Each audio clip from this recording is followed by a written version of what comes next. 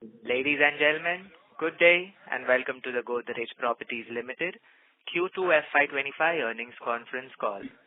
As a reminder, all participant lines will be in the listen-only mode, and there will be an opportunity for you to ask questions after the presentation concludes. Should you need assistance during the conference call, please signal an operator by pressing star, then 0 on your touch-tone phone. Please note that this conference is being recorded.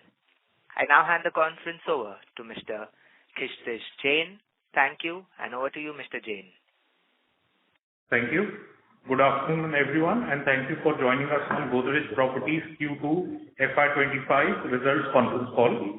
We have with us Mr. Pirojsha Godrej, Executive Chairperson, Mr. Gaurav Pandey, Managing Director and CEO, and Mr. Rajendra Khetawat, CFO of the company.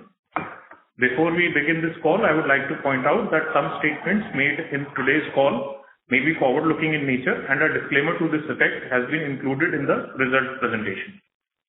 I would now like to invite Mr. Godrej to make his opening remarks. Over to you, sir. Good afternoon, everyone. Thank you for joining us for Godrej Properties' first quarter financial year 2025 conference call. I'll begin by discussing the highlights of the quarter, and we then look forward to taking your questions and suggestions. The residential real estate sector in India has been strong over the past 3 years, and we believe the sectoral tailwinds will continue over the next few years. The significant levels of business development we've executed in previous years at favorable terms continue to allow us to scale our bookings and margins, which in turn will lead to strong earnings growth in the years ahead. I'm happy to share that Godrej Properties delivered another robust quarter, registering our highest Q2 and H1 collections, operating cash flows, and deliveries. We've already achieved 51% of our annual bookings guidance. In the past 5 financial years, GPL has averaged 37% of its full year bookings in the first half of the financial year, and in the best out of the last 5 years, we achieved 40% of our full year bookings in the first half. Booking value in second quarter FY25 grew 3% year-on-year to rupees 5,198 crore from the sale of 5.15 million square feet of area, and booking value for the first half grew 90% to rupees 13,835 crore from the sale of 14.14 million square feet of area, which was a growth of 89% in volume terms.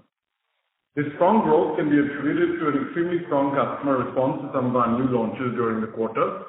Godrej Vriksha in NCR delivered a booking value of just under 1,500 crore, and Godrej Woodside Estates in MMR, a plotted development project, delivered a booking value of just over 600 crore. For the first half of financial year 25, bookings in our key markets of NCR, Bengaluru, and MMR have shown tremendous growth. In NCR, we grew 70% to rupees 5,424 crore. In Bengaluru, we grew 212% to rupees 3,889 crore. And in MMR, we grew 114% to rupees 3,113 crore. With bookings growth of 56% in financial year 23, 84% in financial year 24, and 90% in first half of financial year 25, GPL has reset its scale. The benefit of this is clearly visible in our cash flows, with collections growth of 68% and operating cash flow growth of 125% in the second quarter. GPL's collections stood at rupees 4,005 crore for the second quarter of financial year 25, a year-on-year growth of 68%, and rupees 7,017 crore for the first half, a year-on-year growth of 62%. Operating cash flows stood at rupees 1,834 crore for the second quarter, growing at 126%, and rupees 2,822 crore for the first half, growing at 204%. This is the highest ever second quarter and first half collections and operating cash flow achieved by Godrej Properties. From a business development perspective, I'm happy to announce that Godrej Properties has added 10 projects in year-to-date financial year 25, with a total estimated saleable area of nearly 14 million square feet and total estimated booking value potential of about 17,500 crore.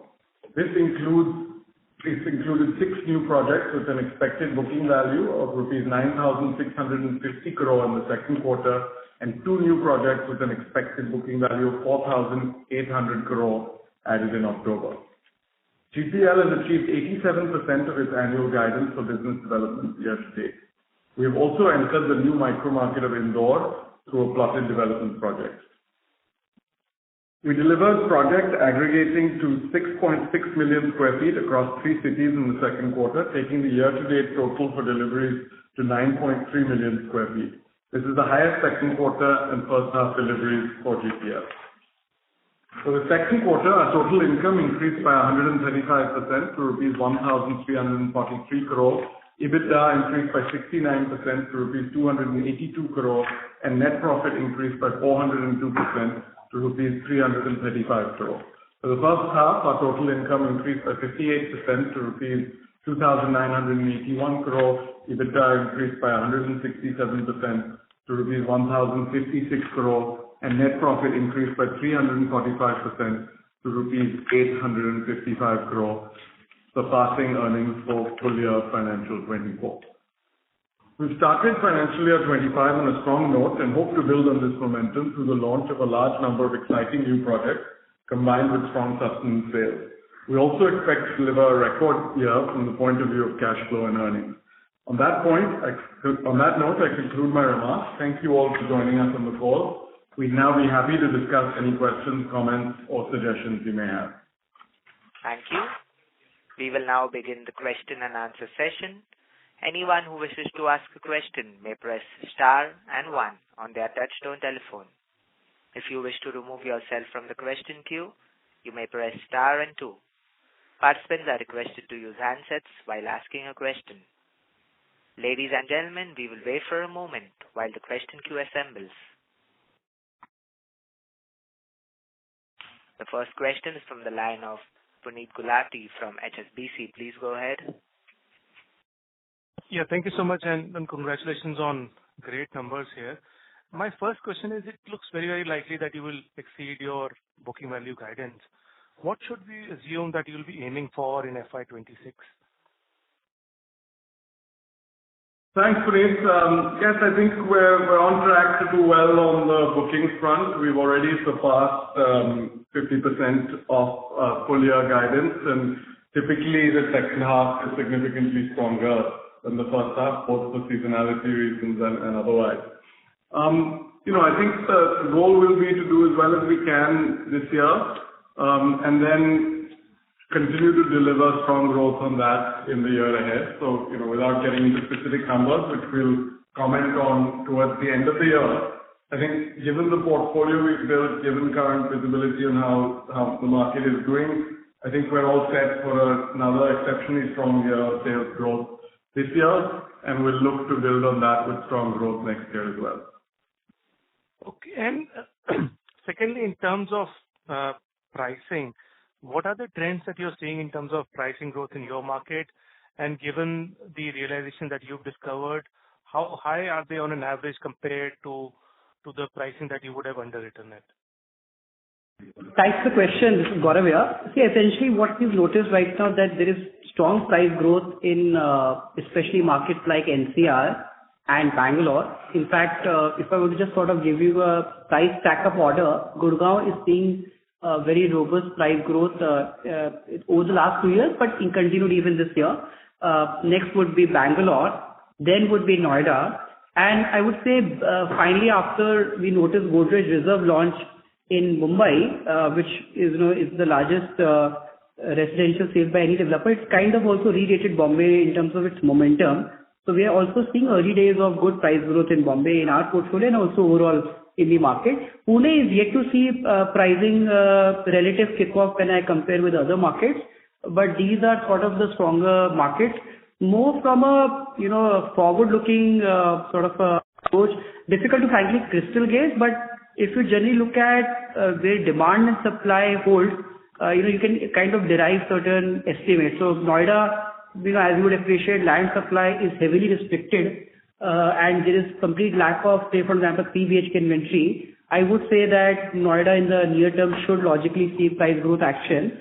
In Gurgaon, if I were to say, I think periphery markets may not see as much of a price action, but Golf Course Road specifically should see price action because there is virtually no land supply. And finally, some launches will be visible in the coming quarters. Bangalore, I think, is one of the strongest markets because the quality of land supply is limited because of the title issues of Bangalore. So whichever projects will hit the market, you would see reasonable growth. May not be as massive what we were seeing, say, in the preceding 2 years, but to some extent, I would say maybe high single digit kind of numbers should be visible in the next 6 to 12 months. Bombay, I'm quite bullish personally on because this market is seeing good offtake and also pricing growth very recently. And Pune, I would say, may not be immediate as much, but say 2 to 3 quarters, because Pune tends to be a lag to Bombay. And if you see, Pune is, from a demographic point of view, very similar to what Bangalore is, so it's not taken up from pricing. So it's been a sort of a laggard, but give or take 2 to 3 quarters, we should see price growth there as well. And in terms of compared to the prices at which you have underwritten, how high are the realizations now? I think, I think one of the interesting things we managed to do is to do consistent, business development in the last 2 years. And purely because of the cycle benefit, we've been able to enjoy significant price expansion. To give you some sort of, broad understanding, to give an example, Sector 146 Noida, the 2 auctions that we had bought about 24 months back, we first launched the first phase last September, practically managed to sell it out in 3 to 4 months. In fact, the launch point itself was 2,200 crores. And we saw close to about, 10 to 12% or thereabouts above our underwriting levels. But the residual inventory also saw price growth. But the second one that we launched, which was previous quarter, saw again price bump.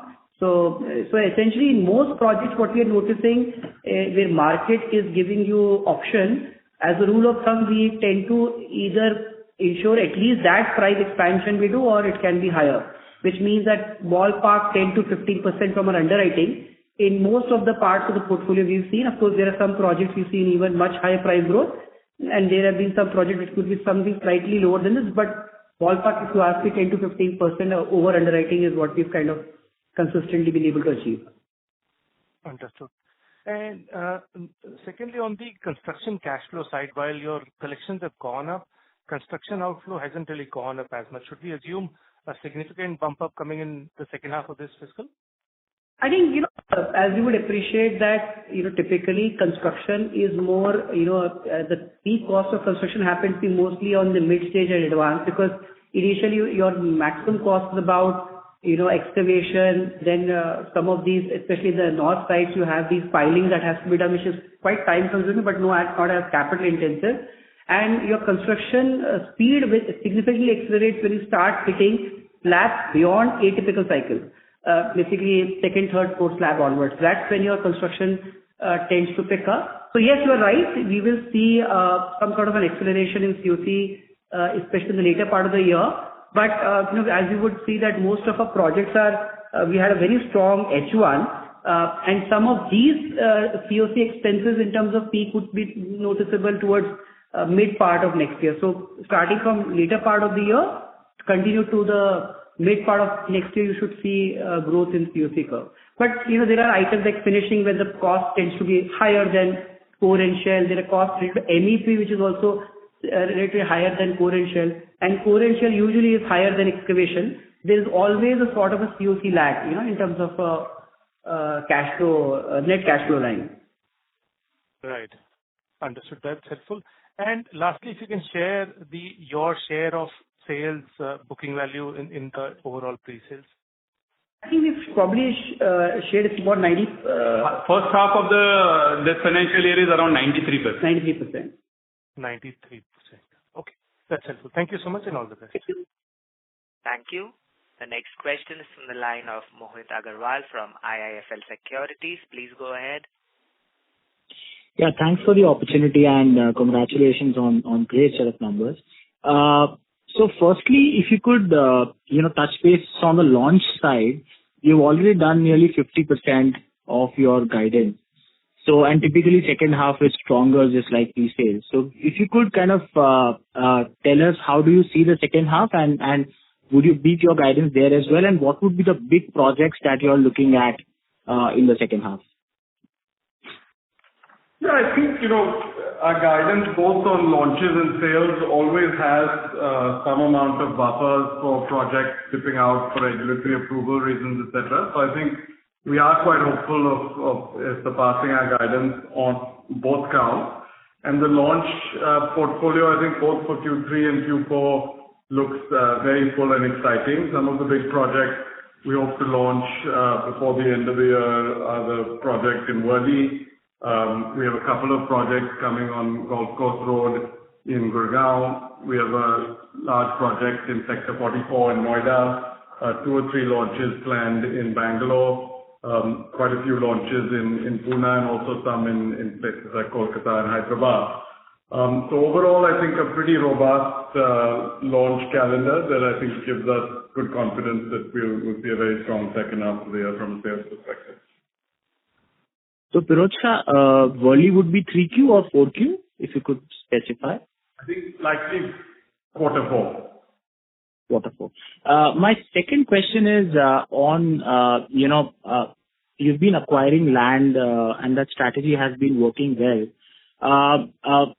And it is imperative for us to replenish the sales and to grow. But assuming that, land prices have gone sharply up and probably we are somewhere near the peak, let's say, what kind of margin of safety do you want to build in your future land acquisitions in terms of margins? If you could kind of elaborate that strategy, because if, let's say, the pricing growth stunts or kind of declines, what kind of margin of safety do we have when we are underwriting the project? Yeah, no, it's a great question, and clearly we're not at the exact same stage of the cycle now than we were 3 or 4 years ago. But at the same time, I think, if you look at a typical cycle length in India, which has been 7 to 9 years, we're probably in year 4 of that. So we actually do think the cycle likely has 3 or 4 more years left in it. But I think the land values have gone up and to some extent kept pace with end property prices. So we do have to be very, very disciplined in terms of our land acquisition strategy. I think what we look at is that at today's price, not at any kind of price inflation or, if markets continue to do well, but just if we were selling the project today and using that price, can we achieve an IRR of at least 20 to 25% in the project? And we think if that is achievable, then that's a project that makes sense to do. We don't look at, assuming big price increases or anything when we're underwriting the project. And I think the good news is, we are seeing a lot of opportunities that are meeting this threshold. Across regions, if you look at the kind of number of deals we've done last year, and of course, if we raise any capital, the idea would be to deploy that into other new deals. We are seeing a lot of opportunities that do meet this threshold still, but I think the IRR threshold of 20 to 25% is what we look at, and from a margin perspective, we've guided that we'd like 25 to 30% kind of EBITDA margin. Perfect, that's clear. Just one last question. You've done 17,000 crore kind of a BD, if I include the post second quarter acquisitions as well. What would be the total land spend on that, and how much of that land payment would be pending, which would come in future quarters? So, that land payment has been done in the month of October. So, both inclusive of both would be around 1,000 crores. This is the pending land payment, sir? No. So, this is for the 2 deals which we have announced post quarter end. That is 1,000 crores, and the pending land payment for the earlier deals would be around 1,500 crores for the deals which we have signed in financial year 25. And sir, what would be the total land spend that would be in the range of 15 to 20%? Yes. Of GDP? Okay. Thank you, sir. That's all from my side. Thank you. The next question is from the line of Praveen Chaudhary from Morgan Stanley. Please go ahead. Thank you so much, and congratulations.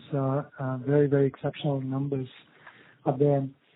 I just wanted to get a sense of any overheating you are seeing in the market. And Gaurav, you went through the entire spectrum of pricing trend. It seems like everything is comfortable, but to the extent that what are you looking for in terms of any overheating or concerns in the market, either in the land price or in the final sale conditions, that will be helpful. Thank you.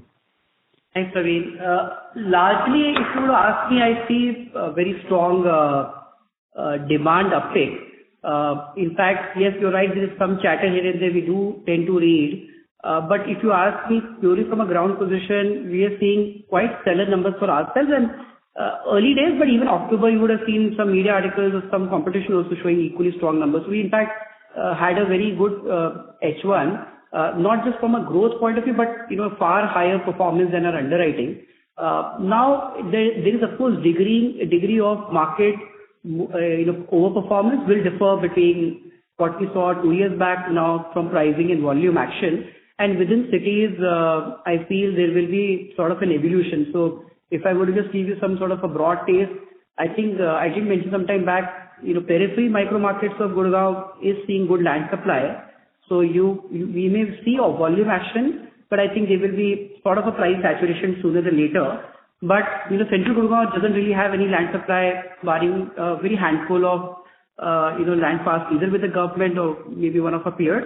So that should see pricing action. Noida is practically, I already mentioned, is seeing a clear supply side issue from a launch perspective by anyone. So anything that is hitting the market is selling out very fast.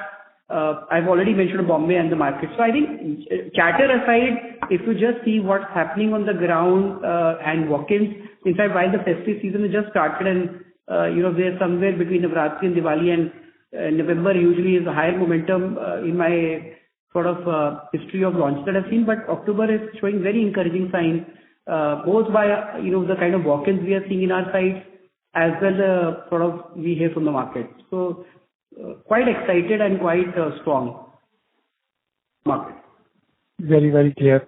Thank you so much. And then one last question for me would be, when I look at the annual sale in terms of GFA versus the land bank that you have, and I assume, let's say 20% growth per annum, you may have 5 years worth of land bank. Is that the right way to think about it when you are going to use your cash to replenish the land bank, or do you want to have a longer land bank or a shorter land bank? Just wanted to get that sense. Thank you. Yeah, I think in the short term, first of all, I think growth rates have been over the last couple of years much faster than that 20%. While through cycle, we do think 20% is a number we'd like to guide to. I think there is an opportunity clearly in the near term to do better than that. We've seen both last year and this half very rapid growth rates. So we think it probably ends up being quite a bit less than 5-year sales, and therefore kind of replenishment is perhaps more important than it looks if you look at the 20% growth rate. Understood. Thank you, Pirojsha. And again, congratulations. Very, very strong result. Thanks so much, Ravi. Thank you. The next question is from the line of Pritesh Sheth from Axis Capital. Please go ahead. Thanks for the opportunity and congrats on great set of numbers. Firstly, again on the market environment on the absorption side, since you have had like a couple of successful launches this quarter, how you read that versus what it was probably 6 months or a year back, where projects were literally getting sold out during launch. We still have a healthy absorption rate of 60-80% inventory getting sold out, but how you read that? Is it a general supply side which is creating that kind of absorption run rate, or you think that certain ticket sizes are going a bit higher and hence we are seeing some bit of cooling off in terms of response there? So just a comment on that. I think we are really seeing any cooling off in our view, and there of course, even 6-8 months ago, it's not that 100% of projects were launching to sell out. So our view is the market remains very strong. We're quite confident several of our launches during the rest of the year will see close to sell out kind of responses. So actually we're not, while there is a little bit of chatter, particularly somewhere like Gurgaon about market cooling off, I don't think what we're seeing on the sales side is really indicating that at all to us yet, at least. And we remain quite bullish, both in the very near term and medium term, on the opportunity to continue this kind of trajectory. Sure. And secondly, on the approval side of the business, have things started to recover in terms of timelines that used to take in terms of getting approvals? Because in between, like post-elections, we saw some bit of slowdown, but have things picked up from there on, or it's still as normal as it was before the elections? I don't think we've really had much of a struggle. Of course, sometimes project by project there can be an issue, but I don't think elections had any huge impact on us. If you look at the first quarter, which was right in the middle of the elections, we had our best ever start to the year, and sales have grown 90% largely on the back of a lot of launches coming in after getting the regulatory approval. So I think from an approvals and portfolio available for launch perspective, I think we're reasonably confident that the second half will be a very strong period.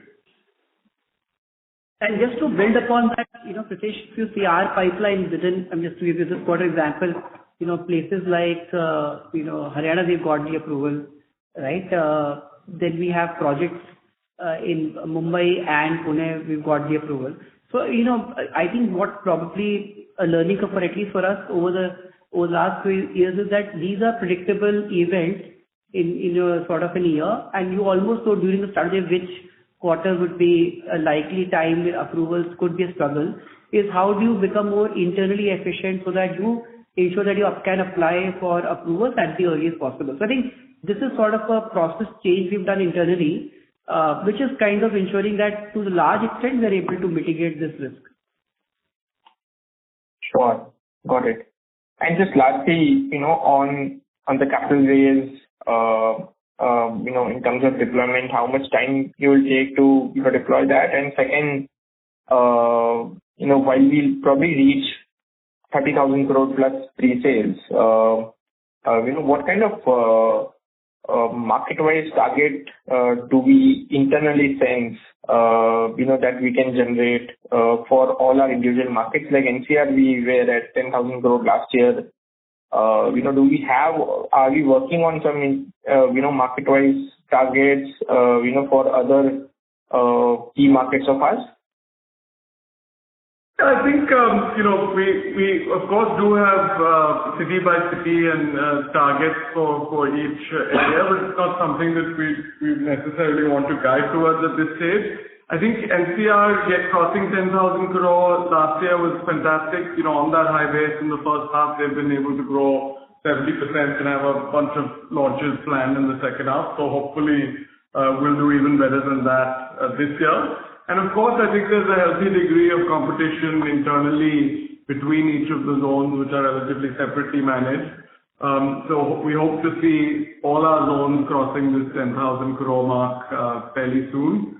And I think we have a portfolio that can get us there in places like Mumbai and the South Zone, which is Bangalore, but also now Hyderabad, where we're hoping to launch a couple of projects this year. So, I think good opportunities for growth and scale in each of these markets. And I think the sort of medium-term goal would be to establish ourselves as a leader in each of the individual markets in addition to kind of nationally. Sure. That's helpful. That's it from my side, and all the best. Thank you. Thank you. The next question is from the line of Abhinav Sinha from Jefferies India. Please go ahead. Hi, so congratulations to the team on strong numbers. First question is on with the future pipeline of new projects that we are looking at. Are we targeting the same sort of micro markets and the overall market, or you are looking to expand into newer cities? No, I think the goal is very much to expand within the cities that we're already in. So from a group housing perspective, that would be largely Mumbai, NCR, Bangalore, Pune. we're open to opportunistically adding projects in Ahmedabad and Kolkata. Just earlier this week, we added a project for the first time in many years in Ahmedabad. In Q4, we entered the Hyderabad market, where we bought 2 pieces of land. We hope to launch both of those this financial year.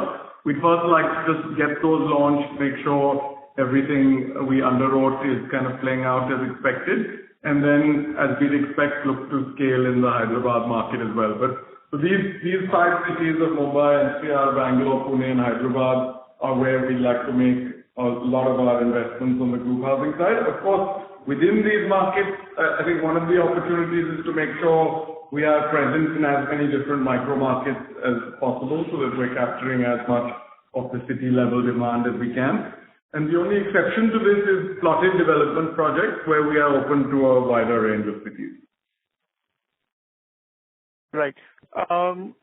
Secondly, on, I also see that some of your commercial investments have sort of reached, the maturity level. Any thoughts on how we monetize that, or, you're looking to sort of hold on to those assets?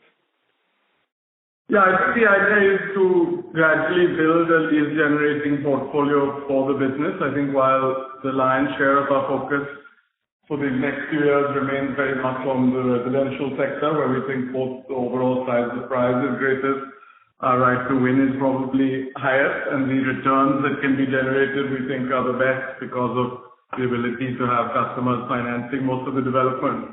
But at the same time, for kind of the longer term, we do want to gradually build an income-generating portfolio for the company, and I think these projects help do that. So there's no plans to sell them or exit them, if that's the question.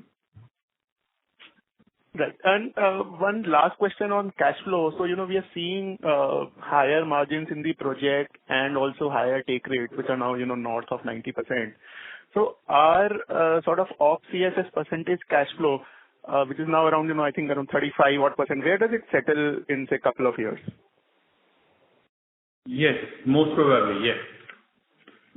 So I think from a margin perspective, I think what we've guided, Abhinav, is on the net profit margin. We'd like to deliver something above 15% through cycle. Of course, it might go a bit higher than that when some of these projects have seen a lot of margin expansion, hit revenue recognition. But I think that's kind of roughly what we're targeting. I think this OCF margin is a good shorthand thing to look at, but it's not something that we're targeting a specific margin. It actually can vary quite a bit depending on construction milestones in particular projects and things. So I think the kind of reported earnings margins we're looking at is what I indicated. And we're seeing, I think, very, very healthy growth in collections, and operating cash flow we expect will grow ahead of that. Okay. Thanks and all the best. Thank you. Thank you. Next question is from the line of Parikshit Kandpal from HDFC Securities. Please go ahead.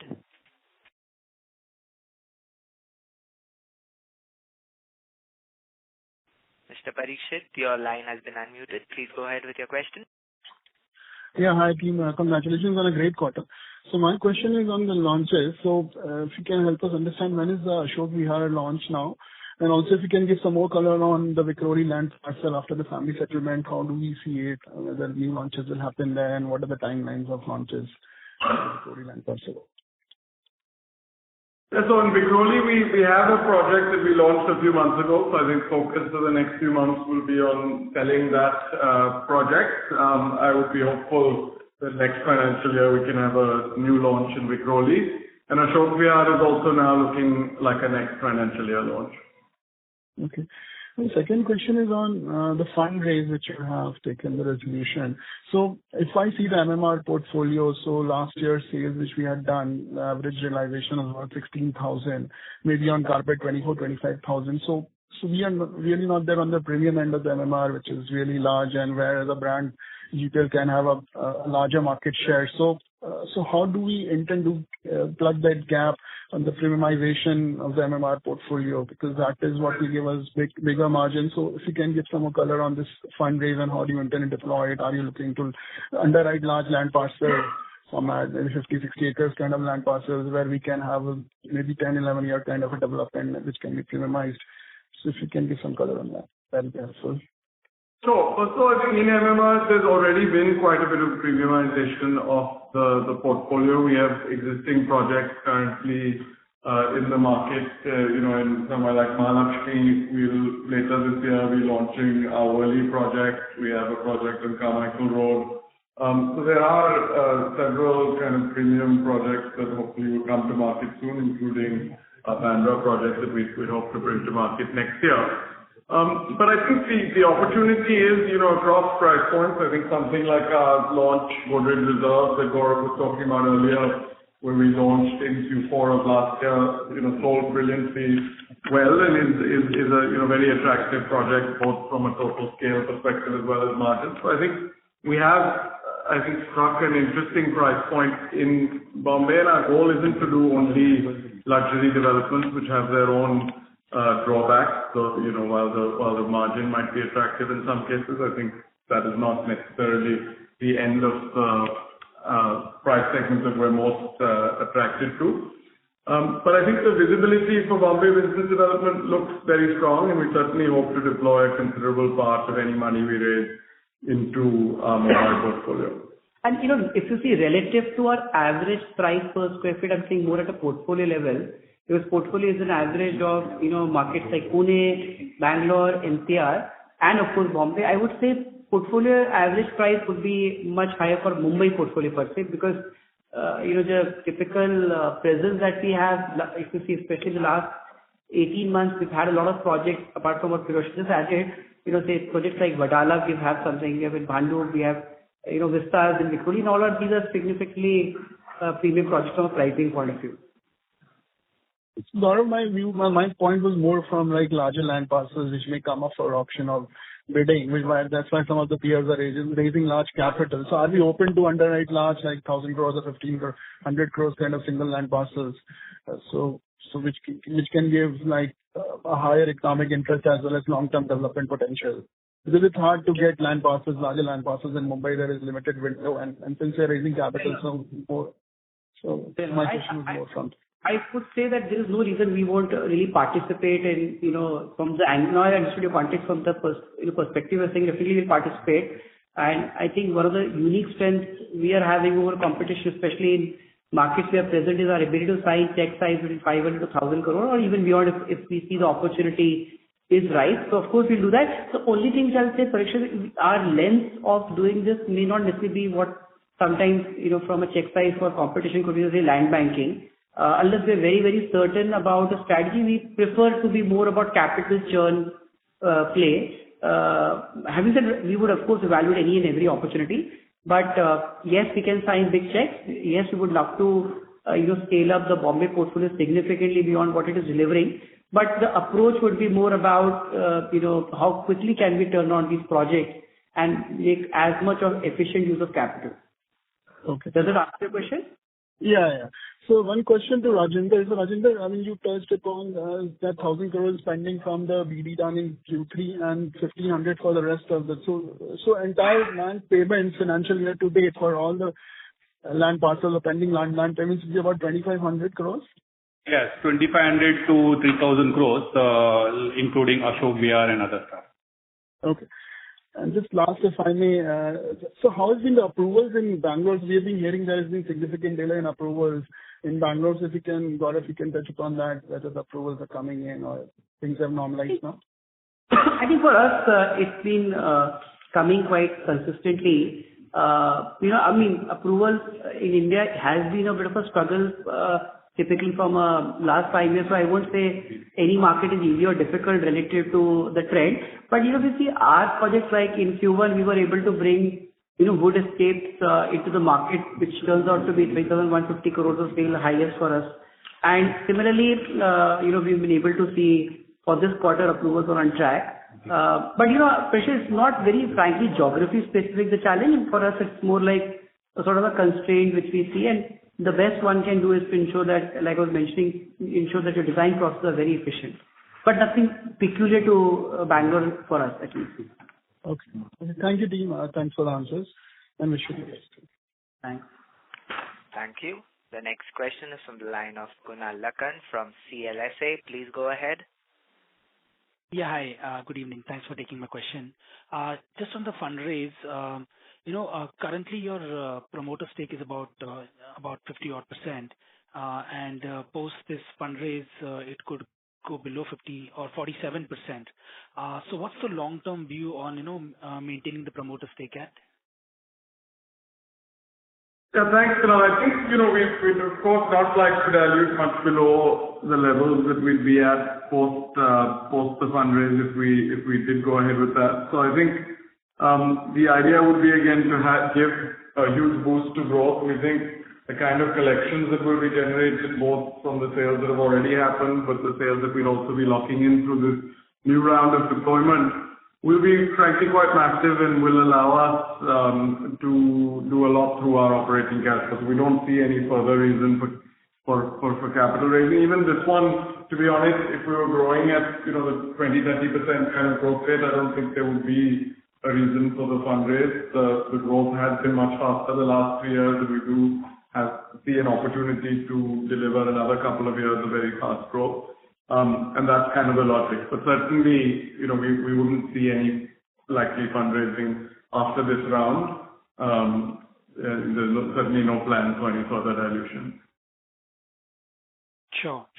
And on the fundraise per se, right? You did answer on the utilization of these funds, but just wanted to understand in terms of the 4 markets that you spoke about, right?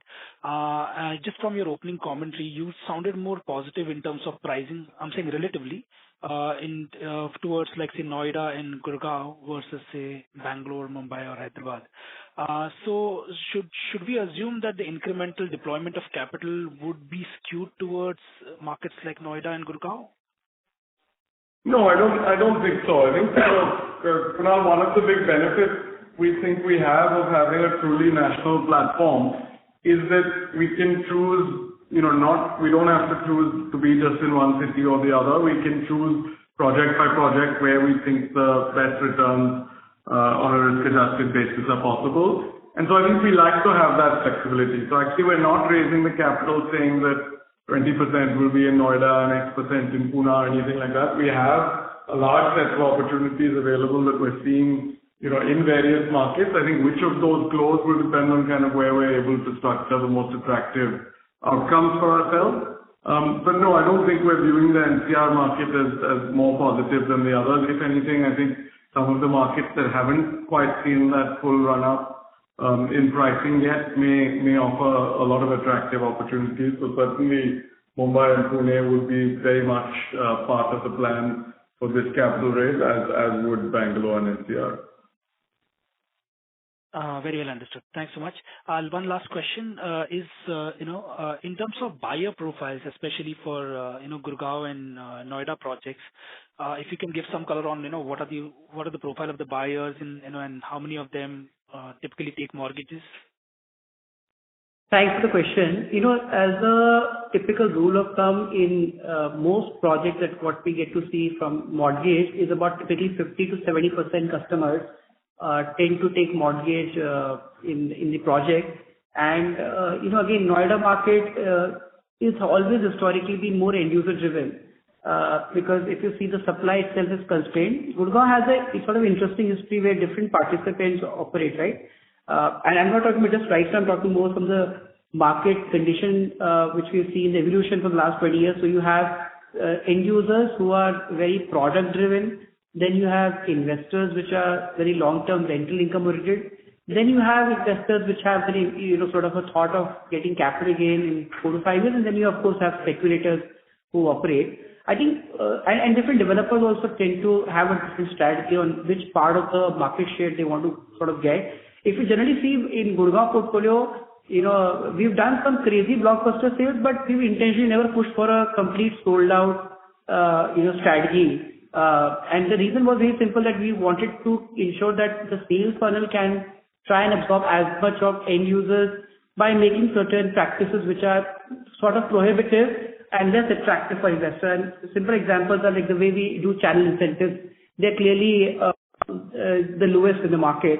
And the idea that there is no mis-selling and no, almost like not the preferred partner for some of them from a brokerage point of view, but more from a product point of view, people who want to sell our products to customers who want to stay and enjoy the property. So just that's one example. The payment plans that we tend to design.